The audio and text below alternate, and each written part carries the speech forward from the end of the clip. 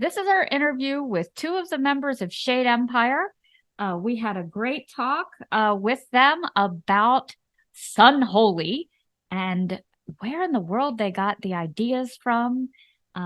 We have a little bit of a talk about some cults. So let's take it away with our Shade Empire interview. Great. Typical problems. Yeah. Not the first time for us. We were talking about crazy cults and that one that was in the Way Down, which was in the United States. And this woman tied weight loss into religion. So, like, if you didn't lose a certain amount of weight, you were like shunned in the church and shamed. You should get down on your knees and pray in front of the refrigerator. I'm like, who bought Didn't this? that just happen? A lot of people bought it. She made When did that happen? I think it was I read modern. It was like fairly recently. 2000. It wasn't that long ago. It was me. Yeah. It probably would still be going. It's still kind of going on today. She actually died in a freak plane crash. The leader of the cult was a woman, but her kids kind of have sort of taken it over. So it was kind of left at the end of the document. I know we watched. We've watched a lot of shows about cults, and the thing is, every time they always promote the leader as being immortal, right? And then they die, and everybody's like, what do we do? Like every single one has that problem. They have to have like a think tank, and then they're like, remember all that stuff we said? Well, forget all that. It's all new now, you know. Great planning, right? You know. So. Yeah. Well, anyway, getting back to Sunholy, what did you guys come up with a name for Sunholy? What does it mean, and how is it? Is the title tied to the Jonestown theme, or? Yeah, I think tied to the Jonestown thing a little bit, and also, I think one of the songs for this album had the work title "Unholy" in it. I think, and then at some point we were starting to think about the album name, and somehow this sun theme also comes with the Jonestown larger theme. So I think it was Henry, or was it Henry who came up with this idea about Sunholy, and we all liked it, and I think that's how we ended up there. Gotcha. The artwork's really cool too. We have it up behind us. How did you come to choose that image for the artwork? We just searched artists with cool images and covers, album covers, and this guy Andy Rage, or what was his name? We just ran to his works and asked if he could do album covers for us also. So did he hear the music first, or no? No, I think he had some lyrics or the theme for the album and some demos or something, but not the whole album. Gotcha. But I think it's really cool. It is. It's really cool. It totally reminds me of something out of the Wicker Man, like this king made from like roots and plants. It could possibly reach out a tendon and get you. That's the vibe I get. It's so creepy. I love it. I love the Wicker Man. What about our Lord Jesus Christ? What a great movie that is. The English one is. You got to stick with the English one. Yeah. So I'm loving, your blend of the symphonic and the industrial elements. You seem to have everything in there. And honestly, I think this album is groundbreaking when you're combining those blast beats with those brutal moments, and then you have those orchestral ones, and everything has such an epic feel. When you're starting with the creative process, do you have to start either at the orchestral or the brutal ones and then put them together, or does it happen at the same time, or which one comes first? I believe it comes all at once, and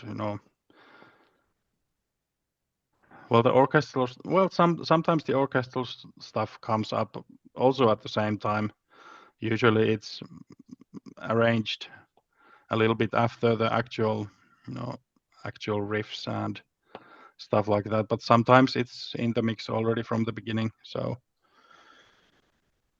Now, as Juha makes most of the composing, I think his style is just that it all comes out at once. So yeah, a lot of pretty big bands straightforward now are putting blends together, like in this Yeah, moment.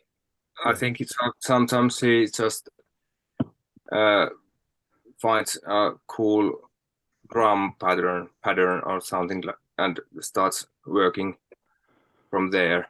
So just starting some riff or some keyboard stuff, or it's can start out of nowhere, I think.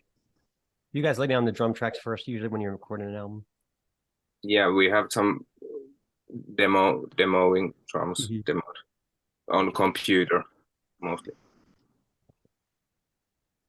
Yeah, like I was saying, so many big bands now are coming into vogue with this blend, like in this moment, and from the growly to the clean and back again, and Lacuna Coil. I think you guys are going to do really, really well with this album, because I think it's time. It fits the landscape. It does. It really fits the landscape right now, and it's just such a great. But it stands out because it's a great blend of even more things, and a lot of people, seem to have done. So your vocalist Henry is a little newer to the band. What changes if in style, if any, did he bring when he joined? Well, nothing intentional, but of course, when a new singer joins the band, he or she is gonna change their style anyways. But we were all just really happy that he could do all the stuff that the previous singer Juha could do, but also he brought a lot of new stuff with him. So like all the pretty complex clean stuff and many different styles of clean singing on top of all the growling and stuff like that. So he's just so versatile that it gave us a lot of opportunities in ways of what kind of parts can we make for a song. But like I said, I don't think it was intentional. At some point we just realized, okay, we can do this now. Let's do it. I think we encourage him to do more clean vocals also. Yeah, he was a little bit hesitant himself, maybe in the beginning, because he was afraid that our style would change maybe too much. But the rest of us were like, just do it. It sounds great. And when we heard he did a good demos before actual recordings, so when we heard them at the first time, we were all like, "Whoa, this is so cool!" Yeah, so, it was crazy. Yeah. And they got of course, even better in the actual recordings. So, definitely. What did you have him demo? What did he sing for you? He did quite good demos. They were actual words. I mean, what song did you have him sing that you said, "Wow"? Do you remember? You mean when he joined the band, or when he was trying out? I guess. Do you remember, Eero? I'm not sure. I think every song was really good, but the clean parts mostly. I think what's the last? No, Eero, when Henry joined the band, did we have him record some demos for us? Do you remember? When he joined, okay. No, we were looking his YouTube channel, and he had some. Oh yeah.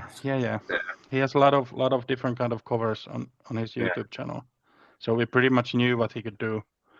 Yeah. Well, your former singer, and he has been in the band since 2017, so we know him already before this. I saw that Juha was with you for a long time. What was it hard to replace him? Like, what was that process like with him leaving and then you being without a singer? I mean, what was that like? I think we asked Henry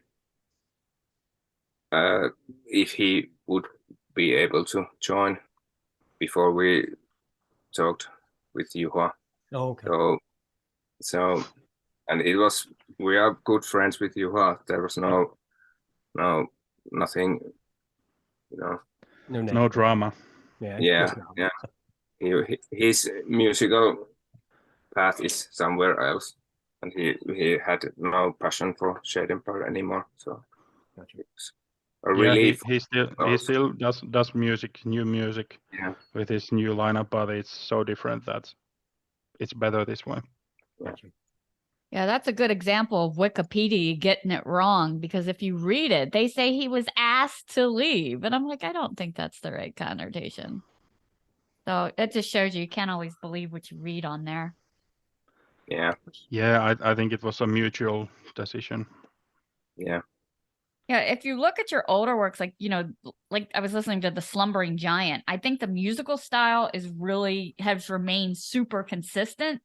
But if anything, you've added more things. And I agree with adding the cleaner vocals. And I think his voice is a little more venom filled. It only adds to the experience. So I think you guys have a winner there for sure. Whose idea was it for the saxophone solo is This Coffin is an Island, which is wild. Yeah. We have had saxophones since, I think, Zero Nexus was the first album we had. And then on previous one we had trumpet, and now back to saxophone. So I think it was Juha's idea to put saxophone again there. So it's a great effect, yeah. When you I don't know where he gets all these crazy players. This time it was Aku Kolari who was playing the saxophone. The same guy who has played in all the records. Saxophone. Okay. Didn't Previous remember that. When it translates to a live show, do you bring a saxophone player with you, or do you use more like backing tracks? We would love to bring a real saxophone player, but for now we'll be sticking to backing tracks. But of course, it would be great sometimes to get a real player there. Would be awesome. Aku was one time playing in a releasing show. I think it was Zero Nexus album release gig.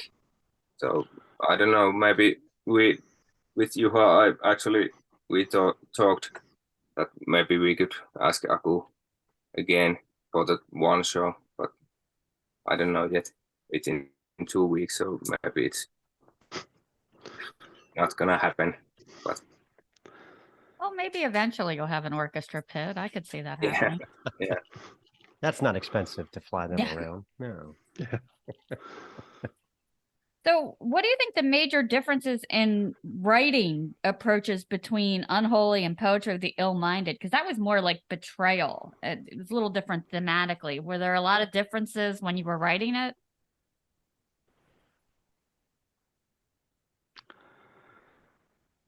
We're not the best ones to answer this one, since the vocalists have always made the lyrics and so you can tell he really injected life into the band. You can really tell. Yeah.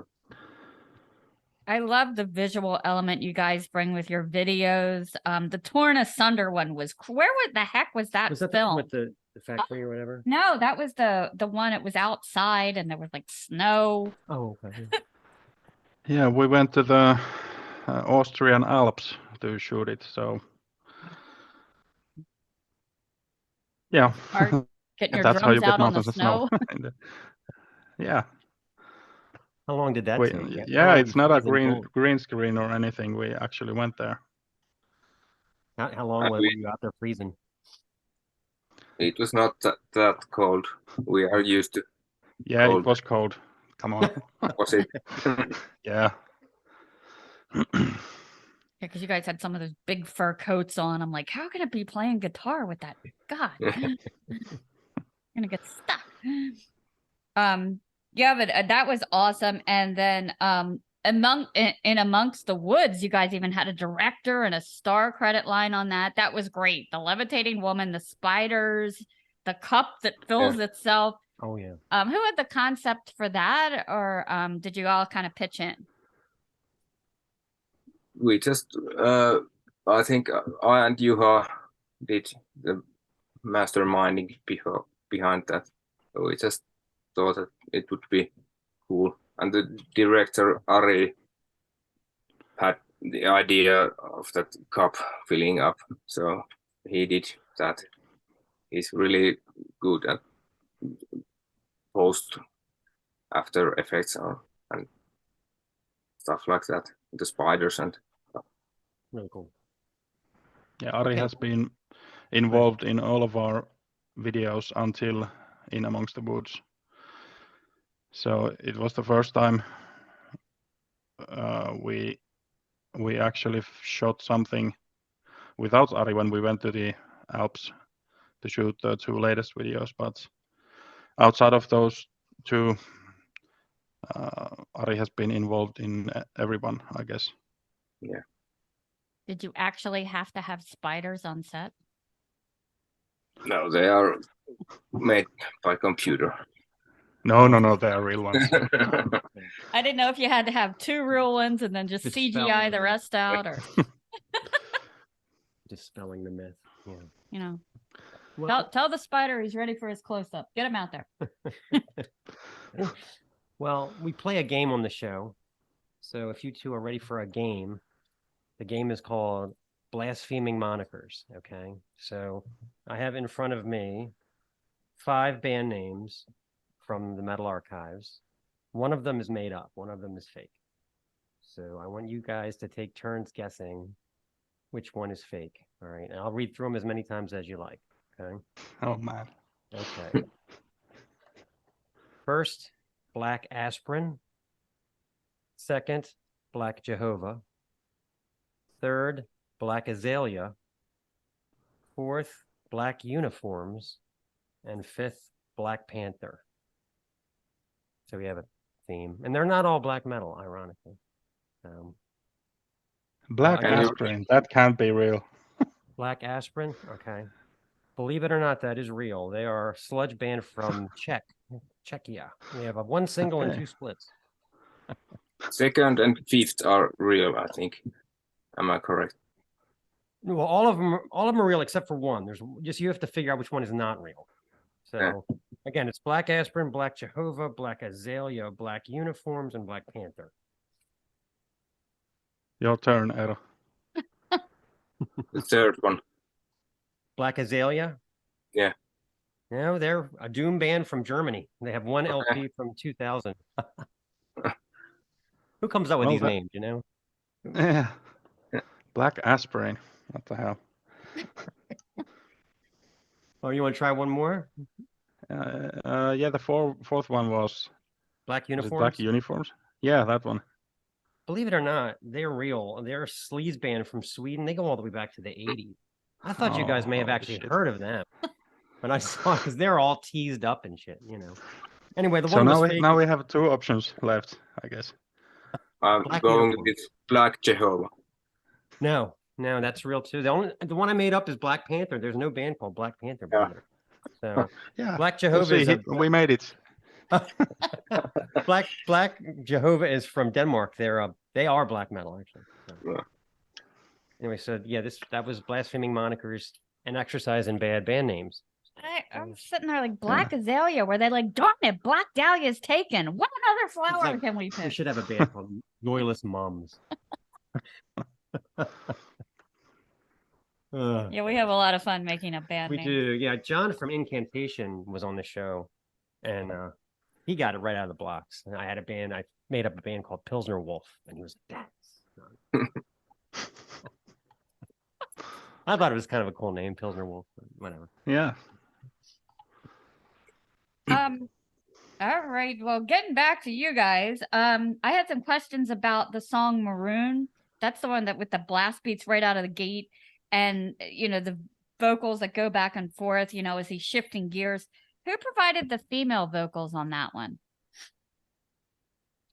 Or are there female vocals? It sounds like there are. I think they are. Yeah. I think they are made by computer also. Oh wow. No, I don't think it's a computer. It's or some I don't know where you got the clip from. Is it real? No, it was from some free samples or something like that. Okay. Was it? Yeah, it's really good. I love the moods at the end of the song when you take all that heavy away and then just the synthesizer plays out. Yeah. You know, at Very the, dramatic. Yeah. it's great. What mood do you guys like want the listener to take away with when all that heavy drops out? It's just the synthesizer.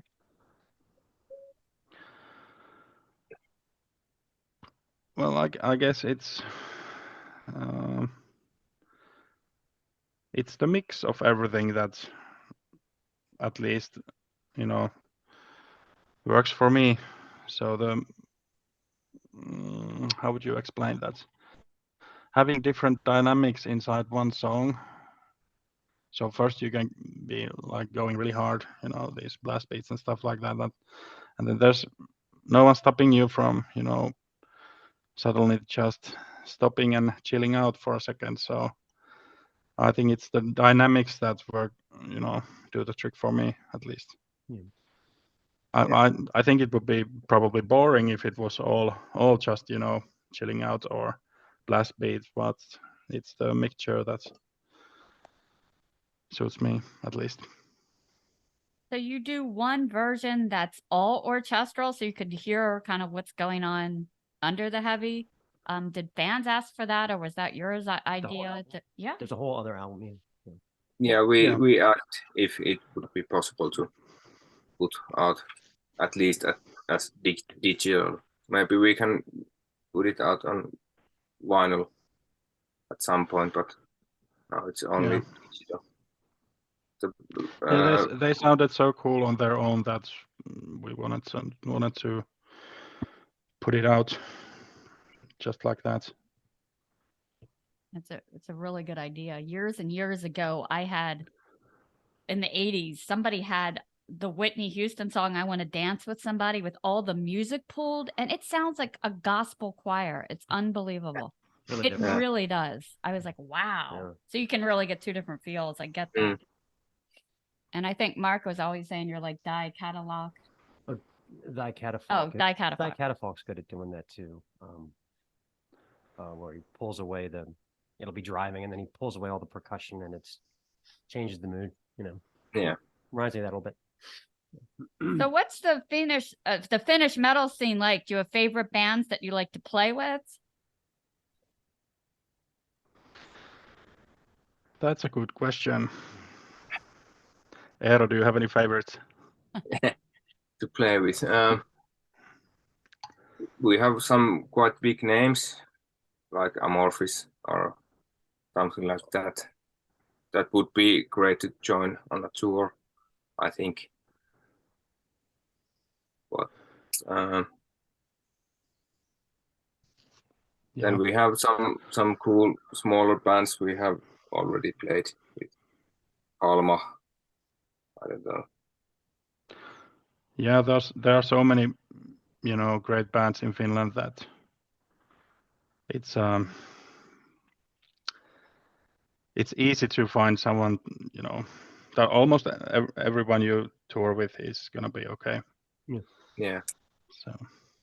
Do you think it has something to do with the geography or the climate that produces so much quality black metal or just metal in general? And metal in general from Finland. Well, it produces so many depressed and lonely people that are just gonna sit inside and, you know, compose music all day. So maybe that's one thing. Yeah. But maybe it's the darkness for half a year.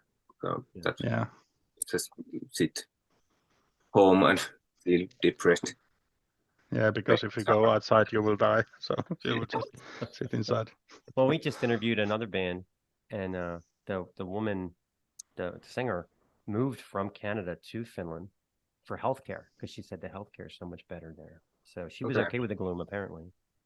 Yeah, they were from Canada. They're Smolder, but now they're kind of like they kind of have half the band in Finland and half the band in Canada, which is perfectly fine to do these days. But yeah. So with all the gloom, at least you have good health care. I'm telling you, Seattle is just. Have you ever been to Seattle? No. It's just about as bad. I mean, I know you're guys in the dark. It's like cloudy, rainy, clammy, like every day. Yeah. So I was there one time and the sun came out, and I swear they had a marching band just out of nowhere because they were so excited to see this. The Northwest, that's a lot of the U.S. black metal comes out of that area. Because it's like our version of Norway. No surprise.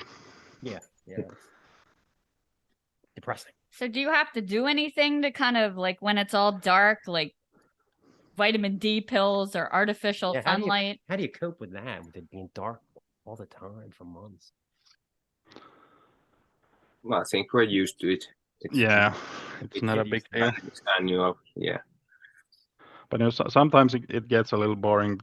In the morning when you go to work, it's it's getting lighter, and then when you get off work and go home, it's already dark. So you're working for the entire what do you say, daylight time. Yeah. Now, I've never got to see you guys live. I could imagine like as big of sound as you have. Do you do pyrotechnics or? Because I was thinking of that with the smoke in that one video. Well, we try to do as much as possible, but let's say that we haven't had the chance to do as much as we would have liked to. So maybe in future we will have more. Yeah, I can totally see you touring like the Trans-Siberian Orchestra with your orchestra pit and the fire. Yeah. Boy, those guys. I'm with you on that one. Your music is, like I said, it's so big and so vast. Has anyone ever approached you to put it in a soundtrack for a TV or a movie yet?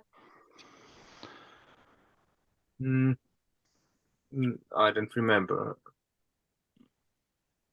No, I don't think so. I could totally see it going that way. You could sell it to the video game people too. That's super big these days. Yeah. That would be great actually. If an offer like that came, we would be interested. There's such a huge market. I guess. Well, what do you have on tap for tour dates coming up soon? Yeah, in Finland. First in Finland. Yeah. Yeah, we are gonna do in 2 weeks. Yeah. Is it a festival? And then next year we are gonna go abroad. Yay! We're not sure how many or where, but some of the dates are to be confirmed pretty soon. But yeah, we're looking for it. It's gonna be fun.